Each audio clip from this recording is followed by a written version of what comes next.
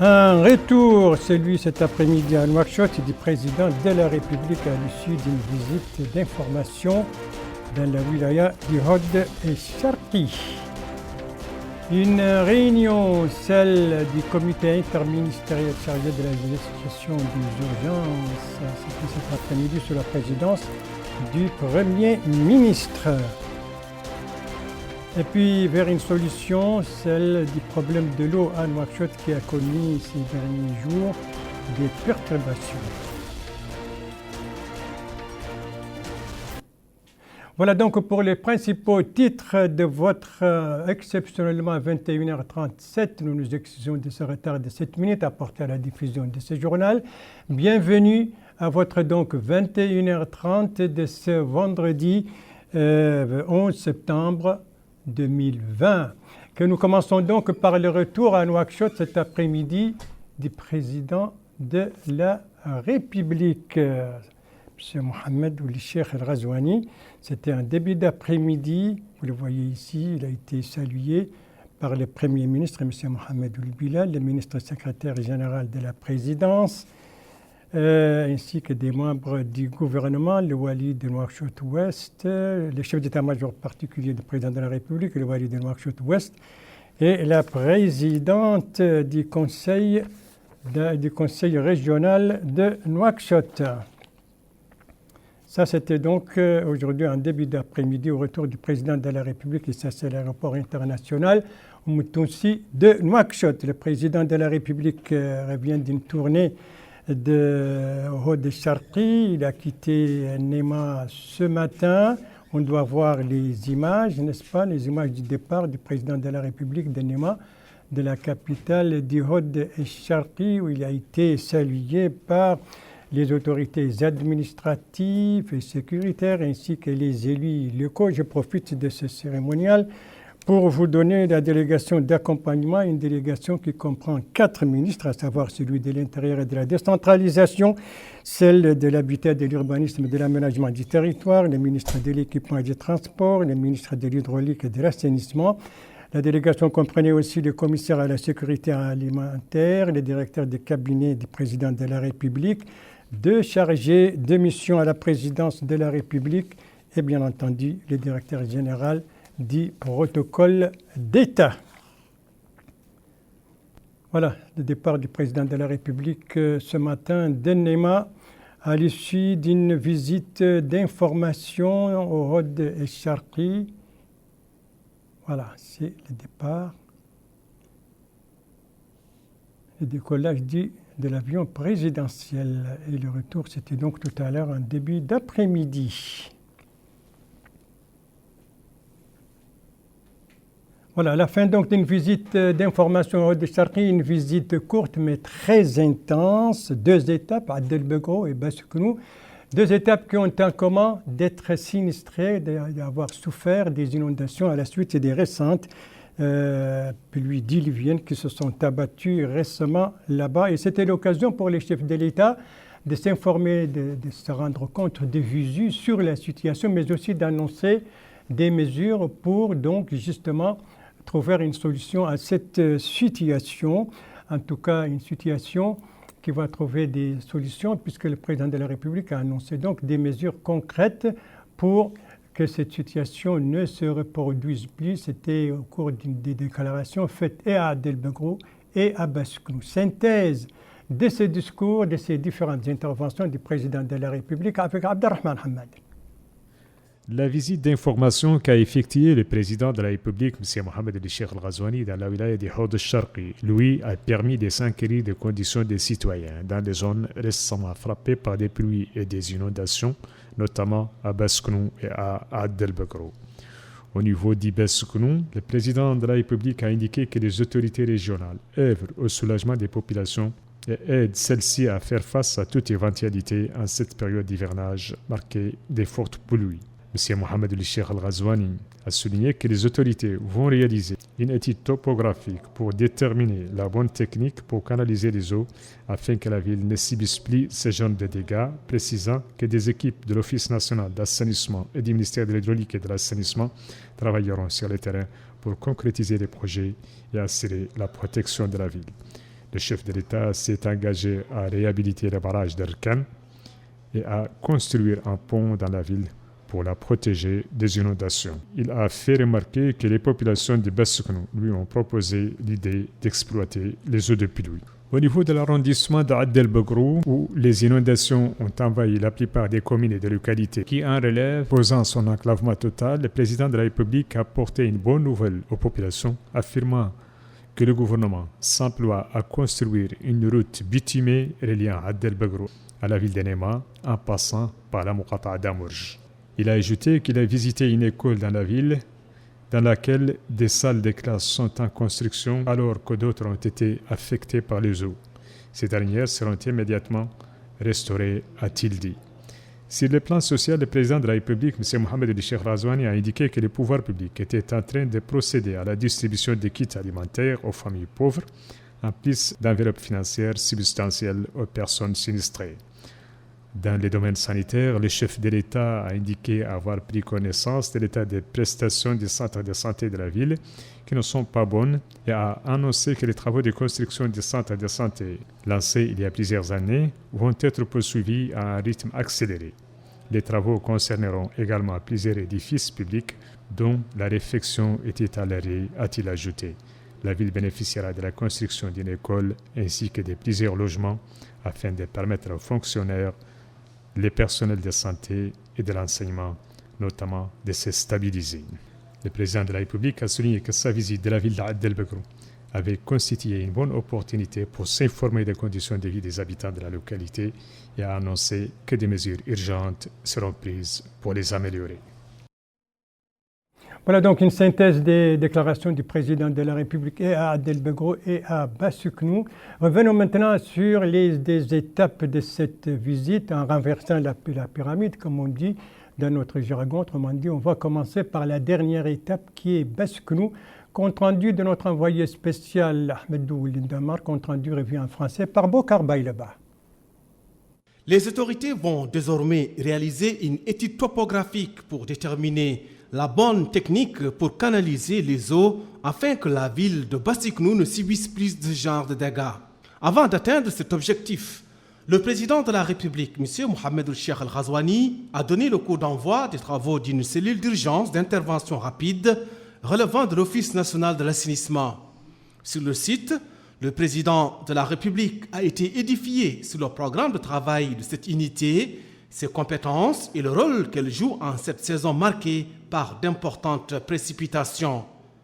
L'unité dispose d'une pompe ayant une capacité de traitement de 230 tonnes d'eau par heure et de moyens conventionnels avec des camions-citernes aspirant quotidiennement de 175 à 200 tonnes d'eau. L'unité est à pied d'œuvre depuis 5 jours et travaille sans interruption. Le président de la République a également visité le bassin versant de la ville ainsi que la barrière de sable qui le protège. Il a été informé de la manière dont l'eau est drainée afin de ne pas constituer une menace pour la population. Et à la fin de la visite, le président de la République a rencontré des représentants de la population. Il a écouté leurs doléances. La principale de celle-ci est la réfection du barrage d'Erkan, situé à 20 km au nord de la ville sur la route reliant Bassuknou à Nema.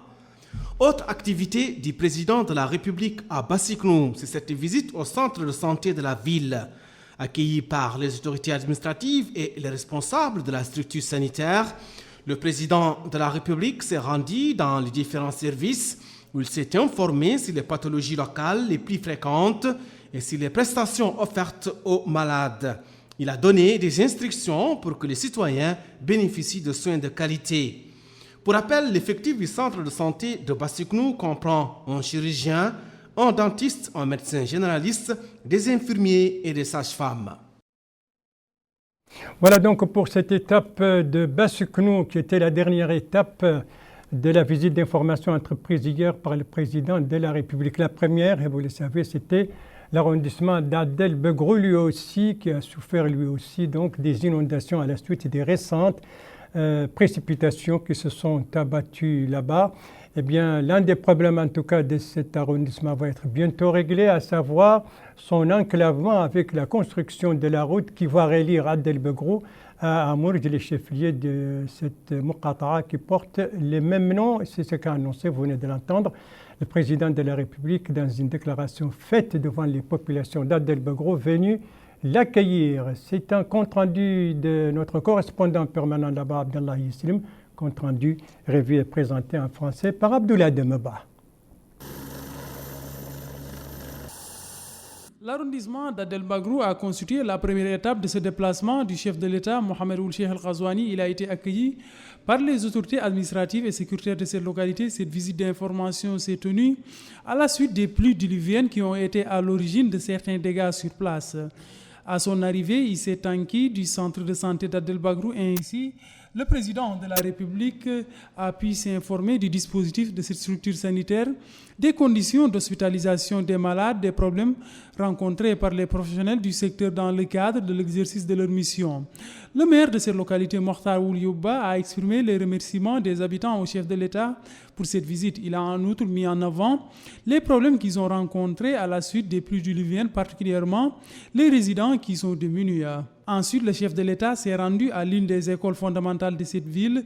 Il a pu s'enquérir des conditions d'études des apprenants à la suite de la reprise des cours avec l'avènement du Covid-19. Les populations ont bien accueilli cette visite du président de la République, particulièrement les parlementaires de cette Muqata'a. C'est le cas de ce dernier, élu d'Amourj du nom de Mohamed Ould Taleb Eli. Il a affirmé que des réalisations importantes vont être accomplies pour les citoyens résidents à Bassiknou, Amourj, ainsi que ceux qui ont élu domicile dans la commune d'Ad el-Bagrou. Cet autre élu du nom de Mohamed Tourad Ould Cheikh Mohamed Fadel a précisé que la Muqata'a d'Ad el-Bagrou ainsi que tous les habitants de la wilaya du Hod Sharqi sont satisfaits de ce déplacement et de cette opportunité qui leur est offerte. À la fin de ce déplacement à Ad el-Bagrou, le président de la République a annoncé une batterie de mesures visant à améliorer les conditions de vie des citoyens et les protéger contre les maladies liées aux eaux stagnantes. En plus, précise-t-il, les services concernés vont se déployer pour évacuer les eaux de pluie en perspective du désenclavement de cette zone. Les travaux de construction de la route Amourj à Ad el-Bagrou démarreront le plus tôt possible. Concernant le volet sanitaire, le chef de l'État a déclaré que la construction d'un centre de santé répondant aux normes sera poursuivie afin de permettre aux citoyens de disposer de soins de santé de qualité.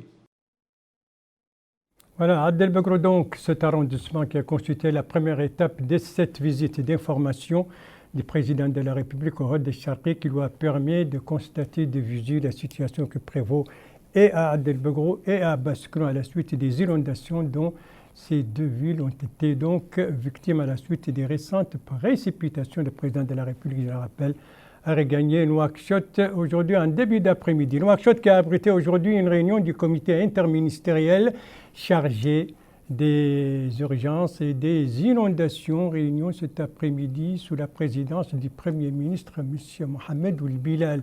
Ce comité a publié un communiqué à l'issue de sa réunion, communiqué que nous présente Bokar Baylaba. Le comité a entendu un compte rendu exhaustif de la visite effectuée par le président de la République, M. Mohamed Ould Cheikh Al-Ghazouani, à Ad el-Bagrou et à Bassiknou, soulignant la situation dans ces localités, les engagements pris par le président de la République pour apporter des solutions aux difficultés que rencontrent les populations sinistrées et les instructions qu'il a données à cet effet aux départements concernés. Ces départements ont noté chacun, en ce qui le concerne, les actions à entreprendre immédiatement pour exécuter ces instructions. Le comité a entendu une communication sur l'état de la ville de Rosso suite à la visite effectuée sur place au nom du président de la République par le ministre de la Défense nationale et le ministre du Pétrole, des Mines et de l'Énergie. Le comité a fait le point sur les interventions rendues nécessaires dans d'autres localités du territoire national également touchées par les inondations. Enfin, le comité a décidé de poursuivre les actions urgentes engagées pour soulager les populations victimes des inondations, notamment la distribution de vivres, de tentes, de cash transferts, le drainage des eaux et l'assainissement des zones inondées et le rétablissement de la circulation sur les axes routiers affectés, et de faire étudier par les ministères concernés les mesures à entreprendre à moyen terme pour éviter la reproduction de telles situations dans ces localités. Le communiqué publié à l'issue de la réunion du comité interministériel présidé par le Premier ministre donc, sur les urgences et les inondations, ce comité qui a tenu aujourd'hui une réunion, et parmi les comptes rendus que ce comité a entendu, celui de la délégation ministérielle qui était à Rosso, la capitale du Trarza. Rosso qui, elle aussi, a souffert donc, des récentes précipitations. Précision sur cette visite et sur la situation là-bas avec Abdelrahman Hamad. Les pluies torrentielles qu'a connues la ville de Rosso et qui ont dépassé 540 mm ont causé l'inondation et l'enclavement de plusieurs quartiers, marchés et places publiques dans la ville. Pour faire face à cette situation, les pouvoirs publics ont formé une cellule technique comprenant des autorités administratives, des unités militaires, les élus et des organisations de la société civile. La ville a été répartie à plusieurs axes pour évacuer les eaux et combler les flaques stagnantes dans les marchés et les écoles. Pour s'enquérir de près des efforts en cours pour sauver la ville, une délégation ministérielle composée du ministre de la Défense nationale, Hanan Naouli Sidi, et celui du pétrole, de l'énergie et des mines, Abdelsalam Mohamed Saleh, a effectué une visite d'information dans la ville. La délégation a tenu par la suite une réunion pour l'examen de la situation causée par les pluies et les mesures à prendre pour surmonter ces problèmes. Dans une déclaration à El Mauritanie, le ministre de la Défense nationale a indiqué que cette visite intervient en exécution des instructions du président de la République, son Excellence M. Mohamed El-Cheikh Al-Ghazouani, pour s'enquérir des conditions des citoyens, évacuer les dégâts causés par les pluies, appuyer les efforts des autorités locales pour trouver une solution rapide à ces problèmes, mais aussi venir au secours et en aide aux habitants de la ville. Les ministres se sont en outre informés sur les efforts déployés par l'Office national d'assainissement, la commune de Rosso, la délégation régionale de la protection civile et des volontaires pour faciliter l'action des équipes sur le terrain et réduire les dégâts dus aux pluies dans ces quartiers. Voilà, et ça c'était un compte rendu de notre correspondant permanent dans la région, Mohamed Bilal, donc a été revu et présenté en français par Abdelrahman Hamad. La délégation ministérielle, bien sûr, a regagné le marché. Elle a participé, je vous le disais tout à l'heure, à la réunion du comité interministériel chargé des urgences et des inondations. Autre visite, mais cette fois au niveau de Nouakchott, il s'agit de celle effectuée aujourd'hui par le ministre des Affaires économiques et des secteurs productifs, qui est en même temps président en exercice du Conseil des ministres des pays du G5, une organisation que dont la Mauritanie assure la présidence en exercice. Eh bien, le ministre a effectué une visite d'information au tout nouveau siège du secrétariat exécutif du G5 Sahel, compte rendu Bokar Bay là-bas. L'objectif de la visite du ministre des Affaires économiques et de la promotion des secteurs productifs, Khan Ousmane Mamoudou, président de la conférence du Conseil des ministres du G5 Sahel, est de s'informer des différents aspects du travail de cette institution, ses réalisations les plus marquantes pour en connaître les enjeux, mais aussi les perspectives. Le ministre a commencé sa visite par une rencontre avec le secrétaire exécutif du groupe du G5 Sahel, Maman Sambo Sidoukou, et puis il a visité plusieurs autres services. Il a également tenu une séance avec le staff technique du groupe où les présentations faites en séance ont porté sur les principales missions du G5 Sahel et les axes de son intervention, notamment dans le domaine de la défense, de la sécurité, mais aussi des infrastructures et la gouvernance, ainsi que du renforcement de la résilience de la population. J'ai eu l'occasion de me convaincre à moi-même, ce que nos chefs d'État ont déjà eu depuis plusieurs années en créant le G5 Sahel, que le G5 Sahel est une idée originale, combinée développement et sécurité, mais c'est une idée pertinente dans le contexte actuel des pays du Sahel. Et il faut féliciter tous ceux qui ont travaillé avec le secrétariat pour rendre le G5 Sahel connu à travers le monde, apprécié, respecté et soutenu. Il appartient maintenant au secrétariat et à tous ceux qui travaillent avec eux de faire en sorte que cette idée fleurisse, que le G5 Sahel grandisse eux ayant déjà démontré qu'ils peuvent être pertinents, qu'ils peuvent apporter des résultats, eh bien, il faut accompagner cette croissance. Je crois que c'est l'une des choses que je retiens de cette visite. Il faut accompagner la croissance du G5 Sahel. Le dernier point, il faut savoir que le G5 Sahel est actuellement présidé par la Mauritanie. Le président Mohamed El Ghazouani a présenté une feuille de route à ses pairs. Mais il nous faut travailler d'arrache-pied pour que cette feuille de route soit réalisée. Pour le secrétariat exécutif du G5 Sahel, cette visite est d'autant plus pertinente que la Mauritanie assure actuellement la présidence tournante de cette importante organisation régionale. En somme, cette visite est une manière de percevoir comment l'idée de créer le groupe du G5 Sahel était pertinente au regard de ses missions de développement et de sécurité. La visite au siège du secrétariat exécutif du G5, visite effectuée aujourd'hui par le ministre des Affaires économiques et des secteurs productifs. Autre visite ministérielle, mais cette fois celle du ministre des Affaires islamiques et de l'enseignement originel, la visite qu'il a effectuée aujourd'hui à l'Association des Oulémas de Mauritanie. Compte rendu Abdelrahman Hamad. Objectif de s'inquiéter du déroulement du travail dans cette structure. Sur place, le ministre a suivi un exposé sur les activités de cette structure islamique, ses missions, ses objectifs et son rôle dans la vulgarisation des valeurs islamiques, de modération, de tolérance et de cohésion. Dans une déclaration à El Mauritanie, Daoud Amar Taleb a d'abord transmis les salutations du président de la République, son Excellence M. Mohamed El Cheikh El Ghazouani, aux membres du Conseil des Oulémas de Mauritanie. Il les a transmis également un message clair que le président de la République accorde un intérêt particulier aux oulémas et les considère une référence dans les affaires islamiques nationales. Le Conseil islamique de Mauritanie a pour mission de préserver l'authenticité, la modération et la mise en valeur de notre patrimoine islamique pour récupérer la place scientifique de notre pays. Une visite d'information donc effectuée par le ministre des Affaires islamiques et de l'enseignement originel à l'Association des Oulémas de Mauritanie.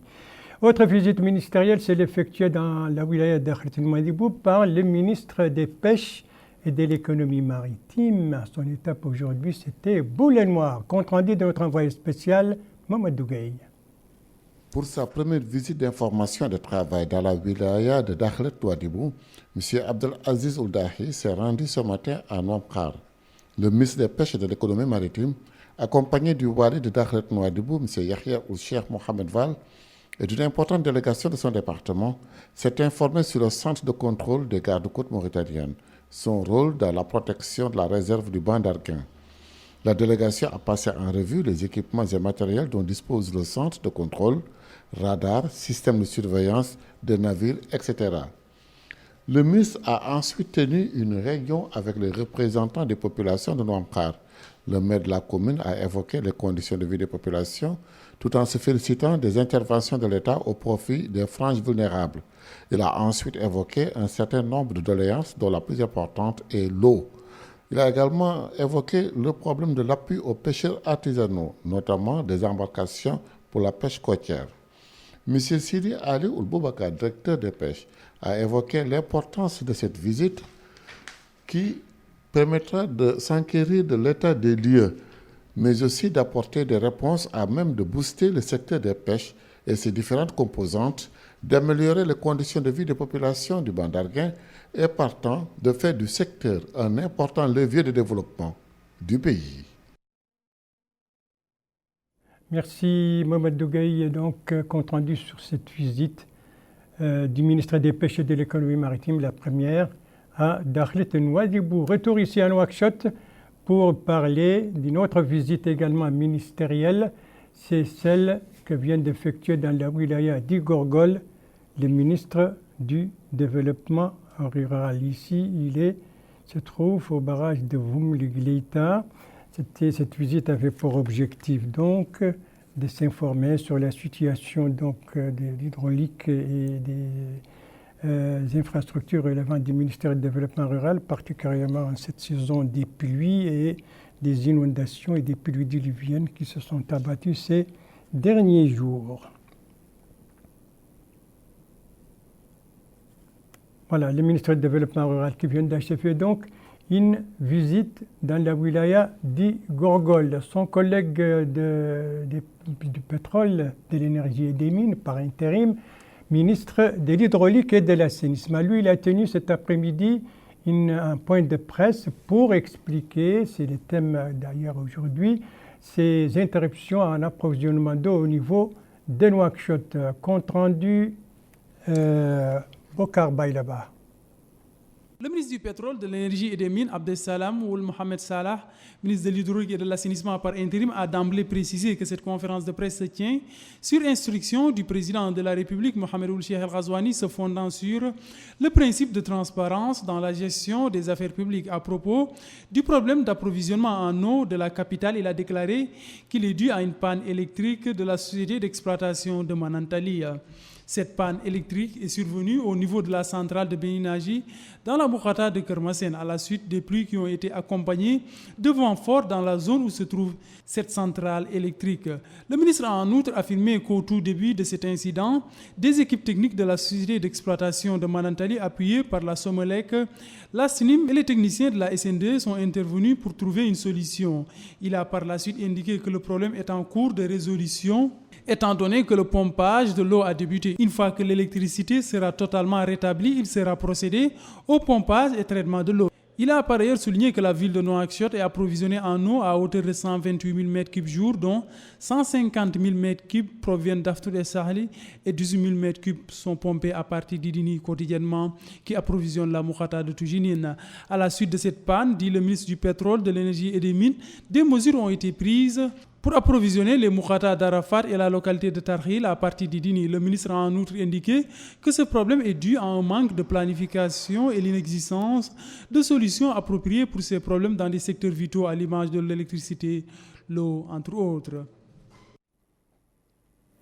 Voilà, et c'était bien la voix d'Abdoulaye Demeba sur ce point de presse tenu par le ministre du pétrole, de l'énergie et des mines par intérim, ministre de l'hydraulique et de l'assainissement, point de presse dans lequel il a parlé justement des causes de cette perturbation en approvisionnement en eau pour la ville de Nouakchott ces derniers jours et les mesures prises. Maintenant, nous allons voir une autre visite ministérielle, cette fois celle de la MASEF, la ministre des Affaires sociales, de l'enfance et de la famille, qui a visité les jardins d'enfants dans la perspective donc de la reprise de l'année scolaire. Donc prochainement, elle a trouvé des explications partout où elle s'est rendue.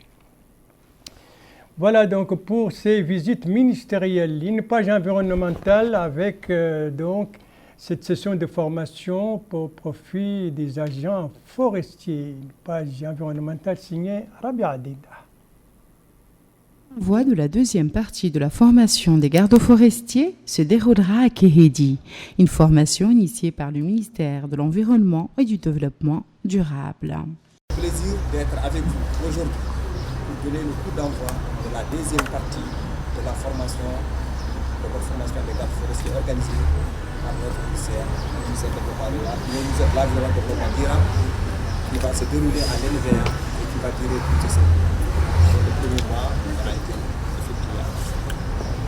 Madame, Messieurs, cette formation rentre dans la politique du gouvernement de son Excellence, M. le Premier ministre Abdel, sur instruction de son Excellence, M. Mohamed Cheikh El Ghazouani, le président de la République, visant le renforcement des capacités et la protection des risques naturels et la création de l'emploi. Avant de terminer mes propos, je vous invite des étudiants, gardes forestiers que vous êtes, de profiter de cette formation avec engagement, discipline, pour assurer l'avenir de la protection des ressources naturelles dans l'intérêt de notre pays. Pour sa part, le coordinateur du programme de gestion intégrée des ressources naturelles marines, côtières et continentales à l'Agence allemande de coopération internationale a déclaré que cette formation reflète la coopération existante entre l'Union européenne, la coopération allemande et le ministère de l'Environnement et du Développement durable. Nous travaillons ici sur le terrain en Mauritanie il y a une vingtaine d'années. Et je pense que vous avez déjà croisé quelques mots-clés qui concernent également nos engagements. Qui parmi vous a déjà écouté le mot gestion des ressources décentralisées? Sur le terrain, vous êtes les yeux, les oreilles, les nez, les voix et les mains de votre gouvernement. À son tour, le directeur de l'École nationale de formation et de vulgarisation agricole, M. Sidil Khair Ould Talib Khiar, a confirmé que son institution était prête à jouer le rôle le plus important pour terminer cette formation qui a commencé par une formation théorique d'1 mois complet à Nouakchott et que l'étape actuelle est liée à une formation appliquée sur le terrain qui se déroulera dans les locaux de l'École nationale de vulgarisation agricole de Kéhédi.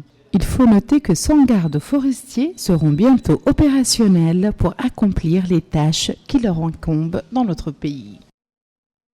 100 gardes donc forestiers en formation. Voilà pour cette page environnementale. Et ne quittons pas l'environnement avec l'eau et le problème de l'eau à Nouakchott ces derniers jours et les mesures prises pour approvisionner les quartiers, les mesures prises par les autorités publiques. Compte rendu Bokar là-bas. Les habitants de Nouakchott sont sans eau depuis 48 heures à cause des désagréments au niveau des structures d'approvisionnement de la ville. Une telle situation n'est pas sans conséquences. Partout en ville, c'est la riée sur le pot d'eau à vendre, soit en baril ou en bouteille. Cette pénurie d'eau est sur toutes les lèvres. Cette femme n'en revient pas encore depuis hier. Elle arpente les rues de son quartier pour espérer tomber sur un charretier vendeur d'eau en vain. La détresse se lit aussi sur le visage de cet homme qui ignore les raisons de cette pénurie dont les conséquences négatives se font déjà sentir sur les activités ménagères. Face à cette situation, les pouvoirs publics ont réagi en mobilisant des dizaines de citernes pour approvisionner tous les quartiers de la capitale, accordant la priorité aux zones périphériques, aux centres de santé, aux hôpitaux, aux centres de détention et autres sociétés de services. Une opération supervisée à partir de la Muqata de Toujinine par le secrétaire général du ministère de l'Intérieur et de la décentralisation, Mohamed Ould Souidat. Ainsi, des citernes de l'état-major général des armées, de la délégation générale de la protection civile et la gestion des crises, du Bureau national des eaux et des dizaines de volontaires participent à cette opération qui se poursuivra jusqu'au dépannage du réseau. C'est une opération qui entre dans le cadre de l'approvisionnement en eau de la population de la ville de Nouakchott à la suite d'une coupure d'eau depuis hier soir dans la ville de Nouakchott. C'est une coupure qui est en cours d'être réglée. Alhamdulillah, c'est presque en phase finale où Inch'Allah, l'eau sera rétablie Inch'Allah dans les plus brefs délais où toutes les équipes sont mobilisées pour le rétablissement dans les plus brefs délais. On ne le dira jamais assez, l'eau c'est la vie. Il est difficile de résister au manque de cette ressource hydrique. De l'eau à l'électricité, même si les deux ne font pas bon ménage, l'électricité pour parler de cet accord ou de ce marché que la Somelec vient de passer. Son objectif et avec qui élément de réponse avec Rabia Adida. Afin d'accélérer les travaux de mise en service de l'importante ligne haute tension en cours de construction entre le pôle de production nord concentré autour de la centrale duale de 180 MW avec le pôle sud de Nouakchott accès au poste de l'OMVS, la Somelec a procédé à la passation d'un marché portant sur la finalisation des travaux de montage, de commissioning et de mise en service de l'extension du poste haute tension de l'OMVS de Nouakchott pour le raccordement de la ligne 225 kV de liaison avec la centrale nord duale. C'est un important contrat qui va nous permettre de réaliser encore une fois de plus une contribution extrêmement importante dans le service de l'accès de l'électricité pour les populations En fait, il s'agit d'un équipement extrêmement important pour la ligne 21 km qui relie la centrale d'IAL 180 MW de Nouakchott et le poste de l'OMVS à la centrale d'Arabat, qui est une ligne de 225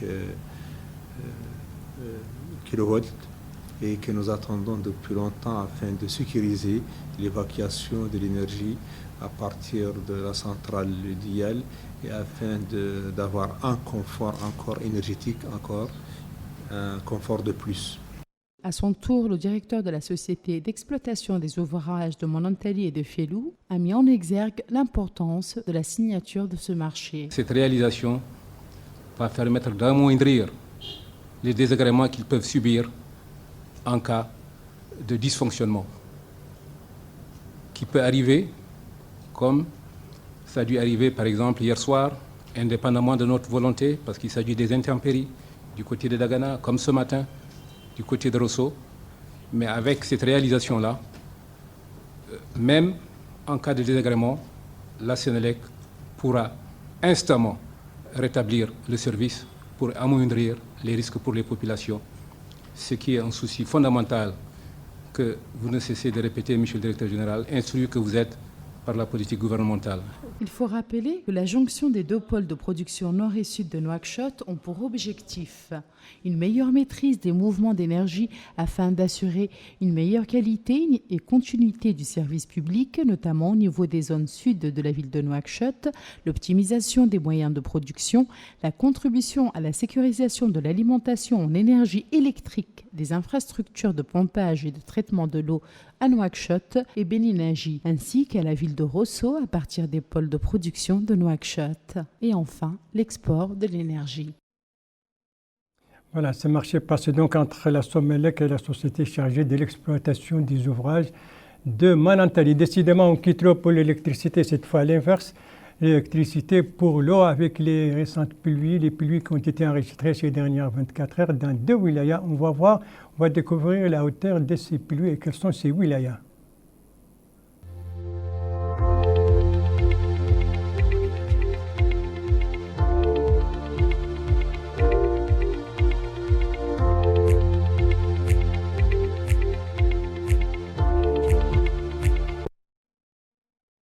À Otagan et à Nenchiri. Pour terminer ce journal, cette coopération entre l'État des Émirats arabes unis et le patronat mauritanien. Et c'est dans ce cadre que s'inscrit la récente rencontre qui vient de se dérouler ici à Nouakchott. Entre qui a rencontré qui? Élément de réponse avec Rabia Adida. L'ambassadeur des Émirats arabes unis dans notre pays, son Excellence M. Hamed Ghanem El Mouhiri, a reçu l'union du patronat mauritanien dans sa résidence. La délégation du patronat était dirigée par M. Mohamed Zain Abidine ou le Cheikh Ahmed. Au début de son discours, l'ambassadeur des Émirats arabes unis en Mauritanie a remercié la délégation des hommes d'affaires mauritaniens de l'avoir honoré en acceptant son invitation, souhaitant que cette rencontre soit le début d'une coopération fructueuse pour atteindre un niveau de coopération économique entre les Émirats arabes unis et la Mauritanie. Il a ajouté que les Émirats arabes unis ouvrent leurs bras pour accueillir tous les investisseurs étrangers. Il ne fait aucun doute que ses frères arabes de la Mauritanie en particulier auront un accueil sans précédent. Il a déclaré que les Émirats arabes unis prévoient pour l'année 2020 une vision ambitieuse qui instaure une culture d'excellence pour suivre la marche du pays et le placer à l'avant-garde du monde, en appelant les hommes d'affaires mauritaniens à investir aux Émirats arabes unis et à participer à cet ambitieux projet. Quant au président de l'Union du patronat mauritanien, M. Mohamed Zain Al-Abidine ou le Cheikh Ahmed, il a remercié l'ambassadeur émirati pour cette généreuse invitation qui reflète vraiment la profondeur des relations liant les deux pays, sous la direction de leur dirigeant, le président Mohamed Ould Cheikh Al-Ghazouani et son Altesse Khalifa Ben Saad Al-Nahyan. Il a souligné que le patronat mauritanien travaillera dur pour faire avancer la coopération entre les deux pays afin d'offrir aux frères émiratis des opportunités d'explorer davantage les opportunités d'investissement qu'offre la Mauritanie. Il a exprimé sa confiance que les relations de coopération entre les deux pays connaîtront un développement important et qualitatif et que le secteur privé les accompagnera de manière accélérée et intégrée. Il faut rappeler que le conseiller de l'ambassade, M. Hassan Mohamed El-Chamili, a fait une présentation sur les opportunités d'investissement aux Émirats arabes unis. Voilà, ce journal est à présent terminé. Merci à vous, Madame, Mademoiselle, Monsieur, de l'avoir suivi. Merci bien entendu aux équipes rédactionnelles et techniques qui ont participé à sa conception. Je vous en rappelle les principales informations. Ici, c'était un début d'après-midi, le retour à Nouakchott du président de la République à l'issue d'une visite d'information au Rodécharté qui lui a permis de constater de visu la situation qui prévaut à Adelbegro et à Bessouknou. Ici, c'est la réunion du comité interministériel chargé donc des urgences et des inondations. C'était cet après-midi sous la présidence du Premier ministre. Et ici, c'est le point de presse tenu par le ministre de l'Énergie, des Mines et de l'Énergie et des Mines, par intérim ministre de l'Hydraulique et de l'Assainissement, pour donner des explications sur les perturbations dans l'approvisionnement en eau de la ville de Nouakchott ces derniers jours. Voilà, il ne me reste plus qu'à vous souhaiter une très très bonne fin de soirée, une très très bonne fin de semaine avec un peu de fraîcheur, ça ne fait pas de mal. Et tout en vous rappelant les gestes barrières très efficaces vis-à-vis de la Covid-19, à savoir rester chez vous, ne sortez que par nécessité. Et en sortant, il faut prendre votre masque. Et si vous retournez à la maison, bien entendu, il faut vous laver les mains avec de l'eau et du savon et respecter la distance sociale, à savoir au moins 1,50 m par rapport aux autres. Ce sont des gestes très simples qui dépendent de chacun de nous et des gestes qui permettent de sauver des vies. Et si vous aimez vos proches, eh bien, pas d'approche et pas non plus de reproches. Prenez soin de vous, votre santé est entre vos mains. Et à demain, Inch'Allah, même à la même heure, 22h, bonsoir.